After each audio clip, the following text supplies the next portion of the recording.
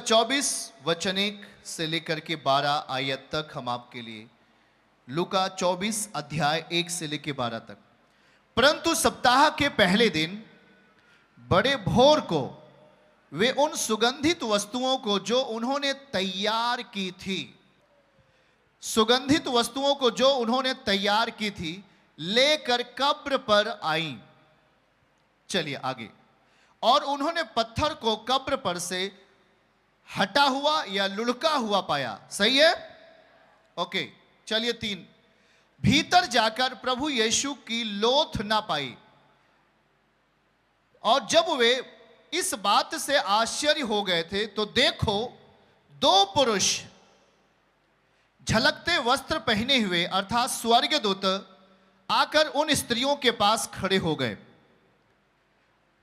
और वो स्त्रियां डर गईं। 5वीं आयत में लिखा है वो डर गईं और धरती की ओर मुंह झुकाए रहीं। तब उन्होंने कहा, तुम जीविते को मरे हुए में क्यों ढूंढती हो? आमीन। वचन 6 में आइए। वह यहां नहीं है, वह कब्र में अब नहीं है, परंतु जी उठा है। याद करो, उसने गलील में रहते हुए तुमसे कहा था। क्या कहा था? कि अवश्य है कि मनुष्य का पुत्र पापियों के हाथ में पकड़वाया जाए, क्रूस पर चढ़ाया जाए और वो तीसरे दिन जी उठे। आमीन।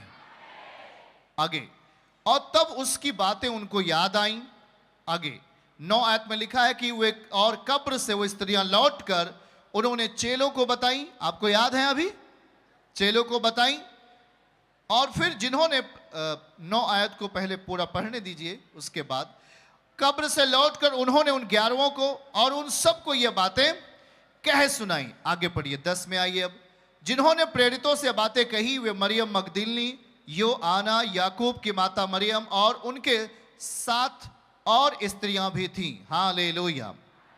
वचन 11 में आइए। और परंतु उनकी बातें उन्हें कहानी सी समझ पड़ी, उन्होंने उसका विश्वास नहीं किया। आगे। तब पतरस उठकर कब्र की ओर दौड़ा। दौड़ा कि नहीं दौड़ा? आपने देखा कि नहीं देखा? पतरस कब्र की ओर भागा और झुककर कब्र में जब देखता है तो केवल कपड़े दिखाई दिए और जो हुआ था उससे अचंभा करता हुआ वो अपने घर चला गया। कहां चला गया? घर चला गया। कपड़ा देखा, कपड़ा पाया, कपड़ा लिया और उसके बाद कहां चला गया पतरस? संदेश कौन दिया? यीशु के जी उठने का प्रथम संदेश कौन दिया? स्त्रियों ने। पतरस आखिर में गया और कपड़े को पड़े देखा और वहां से वो क्या हो गए? कब्र से निकला और क्या हो गया? चला गया। यूहन्ना अध्याय 20 1 से लेकर 18 तक हम आपके लिए पढ़ेंगे। वहां पढ़ना आपको ध्यान से सुनना है क्योंकि वहां एक बहुत बड़ी घटना हुई है। क्योंकि पतरस आया और वापस चला गया, पर वहां कुछ और होता है। सप्ताह के पहले दिन मरियम मगदलिनी भोर को अंधेरा रहते कब्र पर आई और तब वह दौड़ी सामौन पतरस और उसके दूसरे चेलों के पास जिससे यीशु प्रेम रखता था, आकर कहा, और वे प्रभु को कब्र में से निकाल ले गए और हम नहीं जानते कि उसे कहां रख दिया है, ऐसा वो स्त्रियां कह रही हैं। ओके। तब पतरस वह दूसरा चेला निकलकर कब्र की ओर चले। ओके। दोनों साथ दौड़ रहे थे, परंतु दूसरा चेला पतरस से आगे बढ़कर कब्र पर पहले पहुंचा। ओके। और झुककर कपड़े पड़े देखे तो भी वह भीतर ना गया। ओके। सामौन पतरस उसके पीछे पीछे पहुंचा और कब्र के भीतर गया और कपड़े पड़े देखे। ठीक है। और वो अंगोछा जो उसके सिर से बंधा हुआ था कपड़ों के साथ पड़ा हुआ नहीं, परंतु अलग एक जगह पर लपेटा हुआ देखा। आमीन। वचनार्थ सुनते जाइएगा आज अगर आपको नया जीवन पाना है तो। हालेलुया। तब दूसरा चेला भी कब्र से पहले पहुंचा और भीतर गया और देख करके विश्वास किया। ओके। वे तो अब तक पवित्र शास्त्र की वह बात नहीं समझते थे और कि वो मरे हुए में से जी उठा होगा, वो जानते ही नहीं थे। तब ये चेले अपने घर लौट गए। कहां लौट गए भाई? चेले अपने घर क्या हो गए? लौट गए। आगे दिखाइए। परंतु मरियम रोती हुई। अब यहीं से एक बड़ा ही गंभीर पॉइंट है जिसे हर बहनों को और भाइयों को समझना बहुत जरूरी है। परंतु रोती हुई कब्र के पास ही बाहर खड़ी रही। रोते रोते कब्र की ओर झुक करके 2 स्वर्गदूत को सफेद कपड़े पहने हुए सिरहाने दूसरे को पैरों की तरफ देखा जहां यीशु थे, जहां यीशु को रखा गया था, और फिर उन्होंने उससे कहा, हे नारी, तू क्यों रोती है? उसने कहा कि वे मेरे प्रभु को उठा ले गए हैं, मैं नहीं जानती कि वो उसे कहां रखा है। वो स्त्रियां कहती हैं। वचन 14 में, यह कहकर वह पीछे फिरी और यीशु को देखा और ना पहचाना कि ये यीशु है। ओके। 15, और यीशु ने उससे कहा, हे नारी, तू क्यों रोती है? किसको ढूंढती है? उसने माली समझकर, क्या समझकर? फूल वाला माली समझकर प्रभु से कहा, हे महाराज, यदि तूने लोथ को उठा लिया है, प्रभु के शरीर को उठा लिया, तो मुझे बता उसे कहां रखा है, मैं उसे अपने घर ले जाऊंगी, मैं उसे ले जाऊंगी। ओके। वचन 15 आइए 16, और यीशु ने कहा, मरियम। उसने पीछे फिरकर इब्रानी भाषा में कहा, रब्बूनी, अर्थात हे गुरु। ओके। 17, यीशु ने उससे कहा, मुझे मत छू, मैं अब तक पिता के पास ऊपर नहीं गया, परंतु मेरे भाइयों के पास जाकर उनसे कह दे अपने पिता और तुम्हारे पिता, अपने परमेश्वर तुम्हारे परमेश्वर के पास ऊपर जाता हूं। आमीन। वचन आखिरी आइए 18, मरियम मगदलीनी ने जाकर चेलों को बताया। किसने बताया? मरियम स्त्री ने जाकर चेलों को बताया कि मैंने प्रभु को देखा है और उसने मुझसे बातें कही हैं। मरियम कहती, मैंने प्रभु को देखा और उसने मुझसे, और यही तो खास है। आज 4 साल से प्रभु में चल रहे हो जी, अभी कभी प्रभु का स्पर्श नहीं मिला करके सोच रहे हो, लेकिन आज की तारीख में आप प्रभु को देखोगे। आज की तारीख में प्रभु आपसे बात कर रहा है। आप सफल इंसान बनोगे यीशु मसीह के नाम में। आमीन बोलो। हालेलुया। परमेश्वर के बेटे और बेटियों, 2 तरीके से हमने वचन को देखा। लूका में देखा कि सुगंधित वस्तुएं लेकर के स्त्रियां किसके पास जाती हैं? कब्र पर। कब्र देख रहे हैं ना, वो सामने कब्र बना हुआ है आज। कब्र पर सुगंधित चीजें लेके जाती हैं। आमीन। बातों को समझ रहे कि नहीं?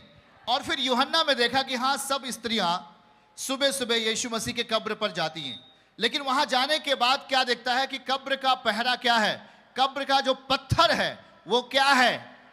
हटा हुआ है। लेकिन इसके पहले एक चिंता थी, पत्थर आखिर हटाए कौन? इतना बड़ा पत्थर स्त्रियां कैसे हटा सकती हैं? सही है, कोई भी बलवान अकेला आदमी नहीं हटा पाएगा। इतना बड़ा पत्थर कैसे हटेगा, ये चिंता। लेकिन पहले स्थान पर उन्होंने क्या किया? सुगंधित चीजें अपने हाथ में ली हैं। किसके लिए? किसके लिए? आज क्या लेके आए हो यीशु के लिए? पड़ोसी को बोलो, आज क्या लेके आए हो अपने प्रभु के लिए? खाली हाथ आ गए? खाली हाथ आए हो? यीशु के लिए क्या लेके आया? उसको अपने अंदर जीवित करने के लिए क्या लेके आया? हां, कुछ लेके आए हो कि नहीं लेके आए हो? विश्वास की धाराओं में वस्तुओं को लेके आए हो कि नहीं लेके आए हो? आज वो स्त्रियां भी जब कब्र पर जा रही हैं तो चिंता है, कब्र का पत्थर कौन हटाएगा? यही तो चिंता आप में भी है। सर्वशक्तिमान से मिलने की चिंता है। यीशु मेरे घर में आए, ऐसी चिंता आपको होती है। यीशु मुझसे बात करे, ऐसी चिंता हमें होती है। प्रभु मेरे बच्चों से बात कर लें, प्रभु मेरी बेटी से बात कर लें, प्रभु मेरे माता पिता से बात कर लें, प्रभु मेरे बिजनेस में आकर बात कर लें, प्रभु मेरे स्वास्थ्य में आकर बात कर लें। जब वो बातें करेगा सब कुछ अच्छा हो जाता है। जरा ध्यान से सुनना। पर चिंता है, कब्र का पत्थर कौन हटाएगा? पड़ोसी को बोलो, एक चिंता है, पत्थर आखिर कौन हटाए? यही चिंता लेकर आज दुनिया चल रही है। हाँ, एक पत्थर है। परमेश्वर से मिलना तो चाहते हो, लेकिन एक पत्थर है। यीशु से मुलाकात करना चाहते हो, लेकिन एक बड़ा पत्थर है। पत्थर जैसा दिल है, पत्थर जैसा मन है, पत्थर जैसा कंडीशन है। मिलना चाहता हूं, लेकिन पत्थर है, आखिर पत्थर हमसे हटेगा नहीं, इंसान पत्थर हटा नहीं सकता, इसलिए वो चिंताओं में है, व्याकुल में है, कब प्रभु मुझसे मिलेंगे। दूसरी तरफ मरियम और उसकी 2 सहेलियां और भी जाती हैं यूहन्ना में प्रभु से मिलने के लिए, और जब वो जाती हैं तो वहां पर लिखा है कि पत्थर हटा हुआ था, और वो जैसे उन्होंने देखा कि पत्थर हटा हुआ है, वो चौंक जाती हैं, और वो अंदर जाती हैं तो वहां पर कपड़ा मिला, और जैसी वो कब्र से बाहर आती हैं, दाहिने साइड में 2 स्वर्गदूत उनसे तुरंत बात किया और कहा, तुम किसे ढूंढ रही हो? हाँ, किसे ढूंढ रही हो? किसे ढूंढ रहे हो? इच्छा है आपके अंदर उसे ढूंढने की, तो हमेशा आपकी आवाज तेज होनी चाहिए। आप किसे ढूंढ रहे हो? जवाब आ रहा है, जवाब आ रहा है आपके लिए, जवाब आ रहा है आपके लिए यीशु मसीह के नाम में, क्योंकि आप जिसे ढूंढ रहे हो वो मुर्दा नहीं है, वो जिंदा परमेश्वर है। जब आप जिंदे व्यक्ति को ढूंढोगे एक दिन पता जरूर चल जाएगा, वो जिंदा परमेश्वर है। जब उसे ढूंढती हुई स्त्रियां जाती हैं तो याद रखो, परमेश्वर के दूत आपसे बात करते और कहते, हे स्त्रियों, आप किसे ढूंढ रहे हो? वो तो जी उठा है, वो मरा ही नहीं। तुम जीविते को मरे हुए में क्यों ढूंढ रही हो? दशाएं परिवर्तित हो गई हैं यीशु मसीह के नाम में आपके लिए। और जब भी आपका मन तैयार होता है परमेश्वर को ढूंढने के लिए, आपकी मरी हुई परिस्थितियां जीवित हो जाती है। चर्च की सभी प्रार्थनाओं को और परमेश्वर के दास के द्वारा टीचिंग सुनने के लिए और अपडेट्स को जानने के लिए हमारे इस चैनल को सब्सक्राइब करें और साथ में बेल आइकन को दबाएं, ताकि जब भी लाइव प्रार्थना हो तो सबसे पहले आप देख सकें।